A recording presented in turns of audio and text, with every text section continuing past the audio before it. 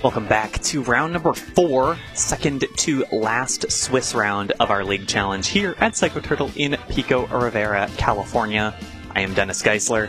I have Pikachu and Zygarde and Ditto with me, and we have a 2-1 matchup here. Very important for the results of this one. A win here puts you in a pretty good spot to make top cut. A loss here puts you in a pretty difficult spot.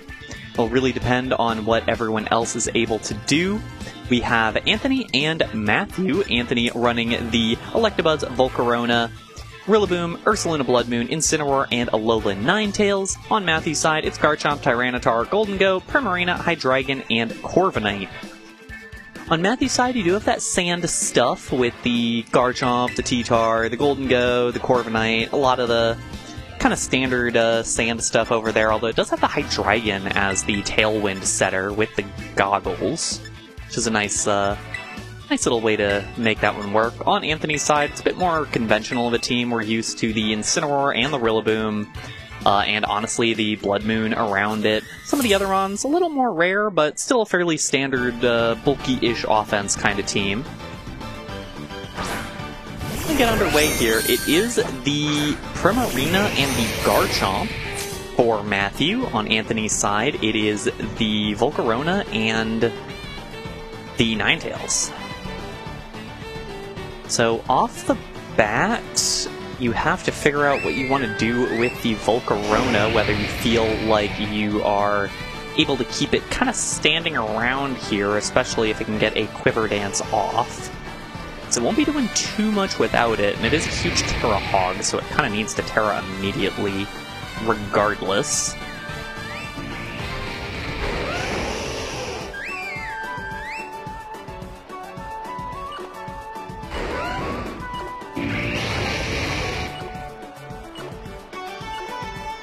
But a lot of questions, and potentially, yeah, I was going to say, there is a switch-out opportunity for the Weather Reset, which can be really important against the Ninetales, but it's also very telegraphed against the Ninetales. Because the Ninetales, you say, okay, I think that thing is just going to try to use Aurora Veil here, which I don't even think this one has Aurora Veil, but in any case, it's pretty easy to just switch out the weather there. You're going to see the Terra as well on the Volcarona, as we kind of anticipated.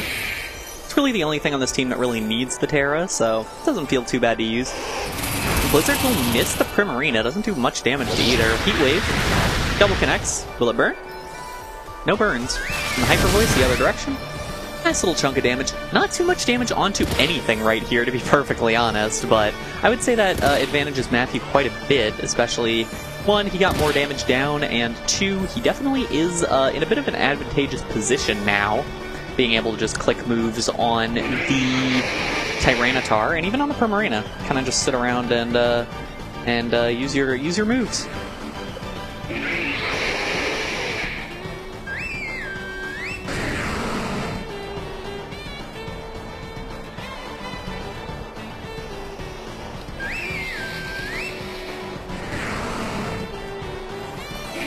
And yeah, that Terra Blast isn't going to do a ton of damage to either one of these Pokemon. And frankly, neither will the Freeze Dry. It is super effective on the Primarina, which is meaningful. We're going to see the Terra on Matthew's side now. It might be that Terra Flying... Yeah, it is the probably Terra Flying Tyranitar. Yes, indeed it is. Seen that Terra Flying on Tyranitar all the time. I'm running it. Just feels so good as a combo, although it does mean you get hit by Freeze Dry. Not very hard, though. That did not do a lot of damage. Terra Blast as well. We'll see if that follows up for much damage. Certainly not enough to KO. And now the hit's in the other direction. Good damage there. And the Rock Slide does double connect. That should pick up 2 KOs there for Matthew. And already in a pretty good spot against Anthony here with the 2 KOs, no Pokemon down, still 2 remaining in the back for Matthew. A lot of opportunities for switching if need be. The Primarina is still very good on HP. Especially with that Citrus Berry.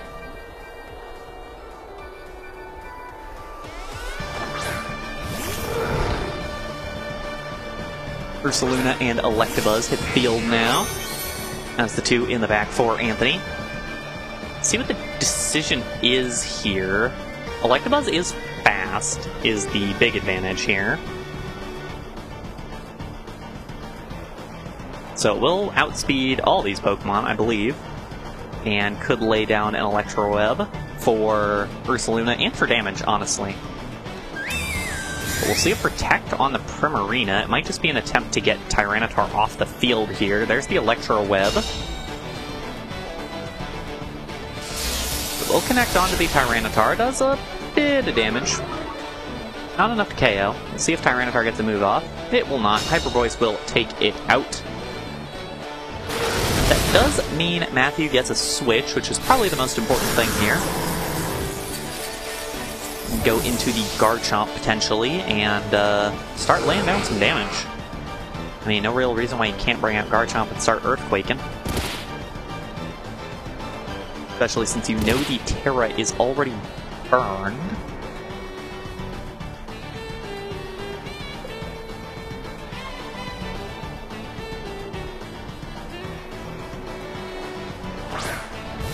Ooh, it's going to be the Corviknight instead, actually. Not too crazy either. Does have a pretty solid matchup into Ursaluna, at least. Doesn't really take a lot of damage against any of its moves here.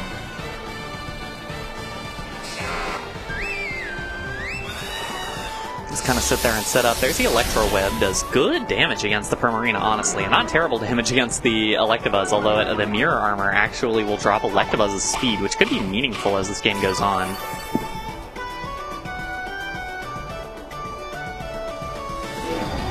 See if the Blood Moon finishes off the Primarina. It does.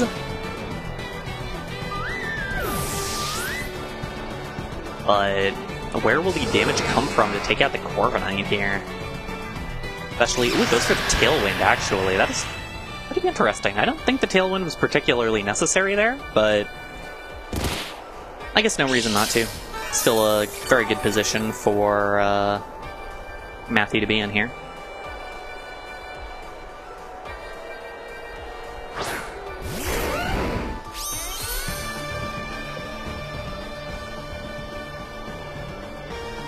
Is that Garchomp as the last Pokemon out here, and no real reason why it cannot click Earthquake here, other than the Electabuzz Protect. That is a big question there, because if Anthony's able to take out the Electabuzz, that could be a bit of a problem. Still will do, or excuse me, is able to take out the Garchomp, then the Electabuzz will be a bit of a problem. The Earthquake will still do solid damage to the Ursaluna here. Ooh, a critical hit. Definitely solid damage. And, ooh, the Brave Bird double up into the Ursaluna. That will be enough. Not sure if it would have been enough without the crit, and I don't know what would have happened without that crit, but Matthew certainly got this one handled now. Should just be another Earthquake and Brave Bird, and I don't even think the Brave Bird will be needed to finish this one out. And the Electabuzz can't even touch the Garchomp, so Anthony will call that one game number 1.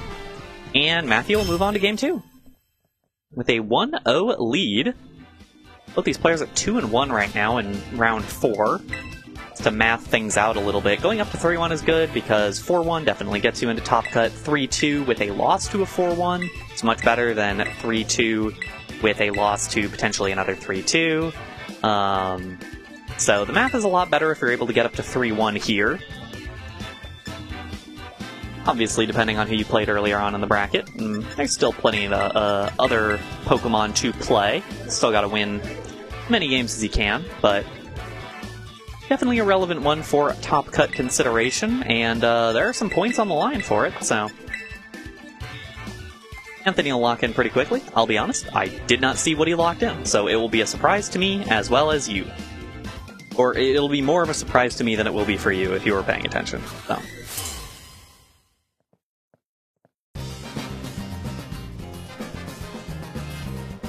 Matthew's going to lead same two again, the Primarina and the Garchomp, and it's going to be the Ursaluna Ninetales on the other side. So, pretty similar as the previous game, but no Volcarona, which is pretty relevant.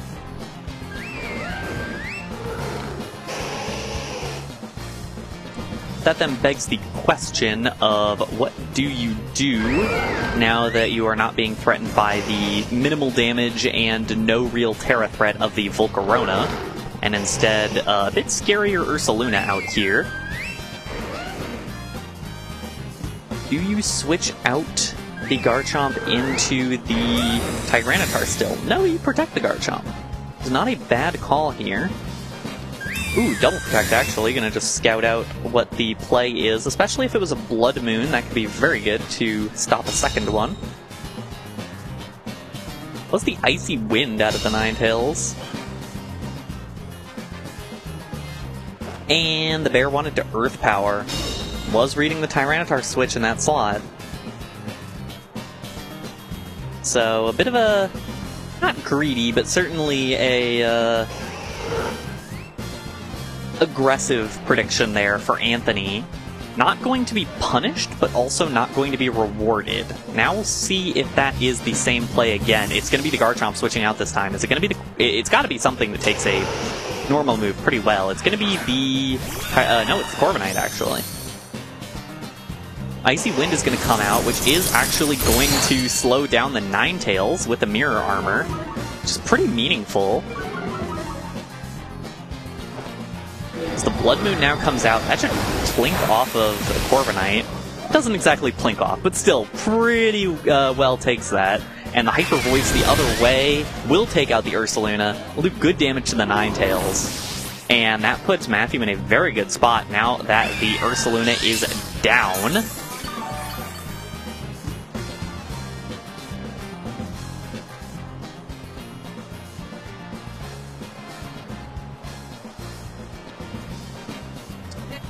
Then Incineroar comes in, it will be intimidating itself with the Mirror Armor, which is really tough. It's just so tough playing against the Mirror Armor here. Corviknight, not a super common pick, but scared the heck out of me. I saw you there a minute ago, and I didn't expect you to step a couple steps closer over here. Woody scared me. Incineroar does intimidate itself here, which makes it kind of awkward. I'm also not sure if Corviknight or Incineroar is faster, which could be pretty relevant to this matchup. We're going to see the switch out from the Primarina, probably into the Tyranitar? Yes, it is the Tyranitar. So the snow will drop off now into sand. And we'll see the Terra from Anthony as well here. This is the Incineroar, Terra Bug. It's interesting, not that interesting. It's not that rare for Incineroar. It gives you a resistance to ground, which is the big thing. And Tyranitar does avoid the Blizzard. Corviknight takes the Blizzard, and we'll be able to roost up. We'll see if the Flare Blitz KOs. It is at -1, and it isn't able to. So Corviknight being a little bit faster, able to roost up, able to make that one work out, and now this is a really awkward spot for Anthony, because you know that if you do not hit the Corviknight here, it's going to roost again, and it's going to probably take another hit. But you also know that Tyranitar is in a very good spot to just click a big Rock Slide and potentially take out both these Pokemon here, which would pretty much be it for this one. If Anthony isn't able to find something else here.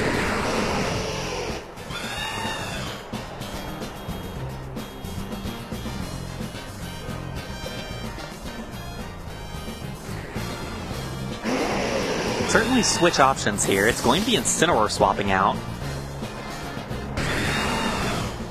into the Rillaboom, which makes a lot of sense. Able to take the Rock Slide a bit better.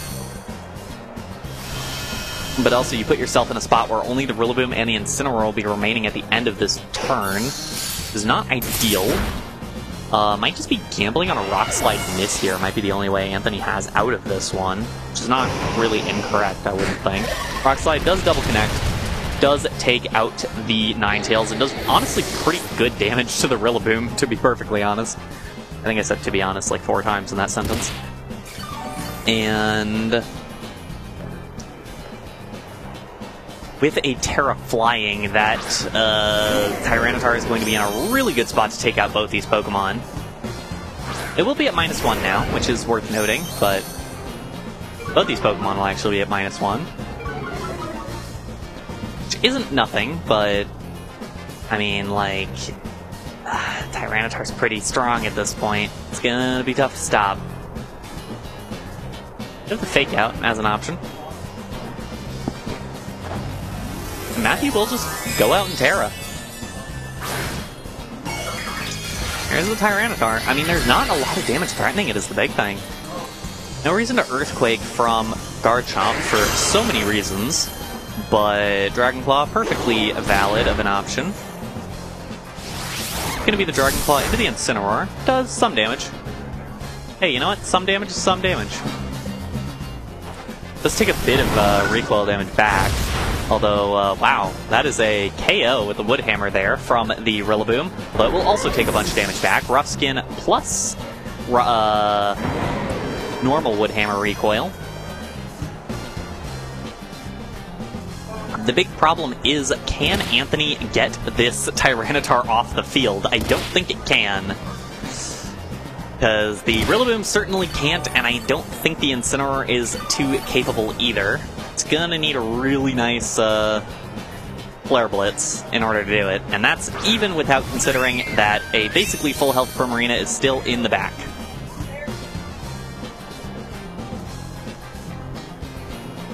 I think Anthony realizes, yeah, I have to get this Tyranitar out of here. There's absolutely no chance.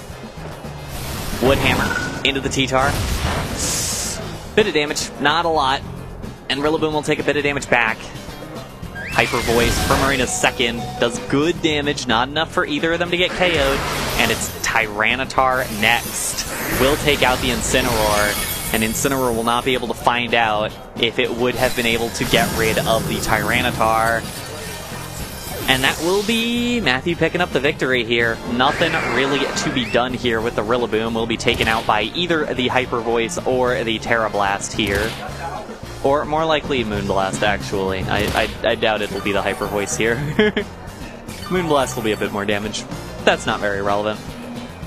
Anthony's going to forfeit anyways, and that is a 2-0 victory for Matthew Dalton. Another 2-0 on stream. Have we been all 2-0s today? I think we might have been. Yeah, we were all 2-0s today. Which is very interesting. Very well done by Matthew there. Again, Alolan Ninetales is good. Playing around Snow is really awkward, because you don't need it so much that you need to be pivoting around a lot, and it just feels very weird to use. And in that case, Matthew did a really good job playing around the sand side of things, and being able to use basically all the Pokemon abilities to basically the best of their use. With that, we'll take a quick break. We'll be back with the final round of Swiss. Don't go anywhere.